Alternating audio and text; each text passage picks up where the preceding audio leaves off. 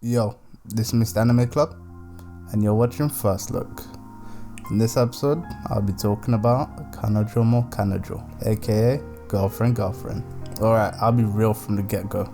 Kanojo mo Kanojo, an absolutely batshit insane anime that's begun to air this season, which utterly refuses to let you get your foot in. While the premise itself seems trashy and like your usual seasonal trashy rom-com, the way that it's handled refuses to let you get comfortable at any point.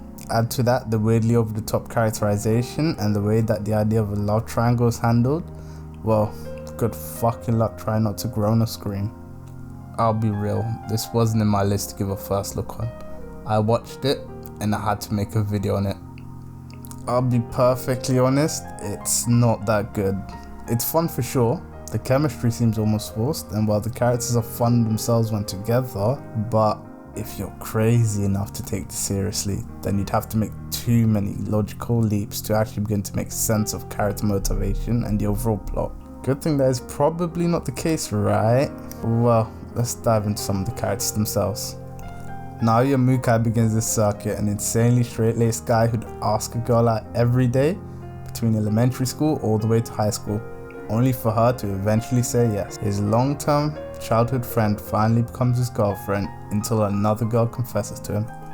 That girl is Nagisa Minase, a ridiculously hard-working girl with all the wrong priorities. A girl who had trained for months in order to ask her crush out, working out, learning how to cook, how to housekeep, having a part-time job in order to afford high-quality ingredients, while completely missing school and anything else due to a rather strange obsession. So, this idiot of a man says he can't cheat, but that he can't deny her either, so let's ask his girlfriend. An insanely stupid premise, but the one character that might have saved us from this plot? Saki. Yes, that is actually her full name. She's the closest we'll get to a normal character in the series. Naoya's girlfriend and childhood friend, dealing with this absolutely straight-laced boyfriend of hers while having her own anxieties, worrying about her relationship, and also being roped in a strange-ass triangle. This poor girl has a lot to deal with, a literal saint who agrees to the whole thing out of competitiveness. Okay, so she's insane too. So now those three are in a love triangle, and I hope that it will end here. But looking at the opening and the promotional materials, more girls will most definitely pop up.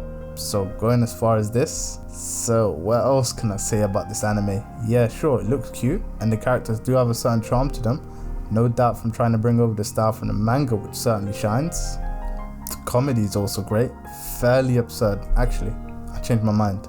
It might be the one part that isn't really absurd. All of the humor so far is based on two factors. Either comedy which enhances the character depth, or comedy by taking a normal thing way out of proportion. The second type is something that can be hard for people to deal with. It takes normally embarrassing or cringeworthy things to a high level, making it hard to watch yet hilarious. That type of comedy is what series such as Watamote really relied on. But it's primarily the first type that I want to concentrate on, as it only works when there's payoff. A good example of this in the show is girl number 2. Minase Nagisa. Her personality is made to shine through that first method, but the comedy also enhances her character depth. There's an expectation of a payoff, a hidden darkness, something that might well come to a head later on in the series. Because if there is a serious side to this, there has to be a reason as to why a girl such as herself would dedicate all of herself to a crush she's never talked to, and then accept the two-girlfriend proposal so easily, while also hoping to not get forgotten or left behind. While the story itself has already been explained, how they're going to deal with it is going to drive the rest of the series forward. How to deal with having two girlfriends, how do girls deal with having to share their boyfriend, and how living together as a trio will complicate things. Oh yeah, I might have forgotten to mention he had them move in with him, so everyone could get closer. Yeah, did I mention he's insane? As has been mentioned so far, this is basically the external and main conflict of the series. How is something like this even going to be achievable? They almost seem to dance around the issue in a public way while having the external conflict be their own insecurities regarding it. Whether that's Saki's fear of Nagisa taking over or Nagisa's fear of being left behind. So far, it seems that the main protagonist Naoya doesn't seem to share in any of these insecurities. Rather, for him, this is the only solution and seems to take over the top ways to accommodate the both of them. Not to say that this anime is without hope and that it will languish in comedic mediocrity, and as what the fuck inducing as it is, I couldn't stop watching it. It's trash. It's really trash, but I can't stop. And even if I can't stop watching it, I find it hard to point out good traits beyond the comedy itself, and it isn't the comedy that has me coming back. Even though this is a type of review, it's a pull that's hard to put into words. Morbid curiosity manifested. Then episode 2 strikes, and the morbid curiosity gets a Zenkai boost. Now then, let's talk about the studio for a bit as we get closer to wrapping this up. Made by Tezuka Production, once known as the home of Astro Boy, a studio formed by the father of anime itself, Osamu Tezuka, comes the latest harem trash. Following in the prestigious footsteps of legendary anime such as Quintessential Quintuplets and the majestic How to Not Summon a Demon Lord comes this absolute ride. Directed by Satoshi Kuwahara, who also directed the legendary Quintessential Quintuplets. While I might be shitting on it, I did enjoy Quintessential for what it was, and maybe I'll enjoy this too, even though I can't stop watching it already.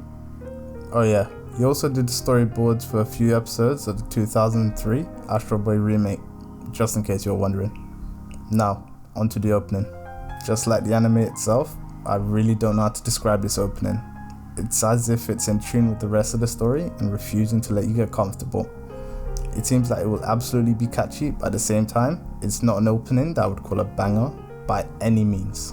It has a fun starting riff using a bass guitar, at least I think it's a bass guitar, that continues to run throughout the rest of the opening. That bass guitar riff keeps a rather downbeat sound in comparison to the vocals and the rest of the instrumental, which have a rather upbeat tune. It only picks up near the end when the bass guitar drops away and we get a real chorus that it feels like we've been cut out 3 times already. All in all, it's nothing great on its own, but it's catchy and I can't stop listening to it, just like the anime itself. And so, it definitely suits the anime that it was made for. It's catchy, it'll worm its way into your brain, just as it has wormed its way into mine. The actual title and lyrics seem to strongly mirror my feelings regarding this trash heap of an anime.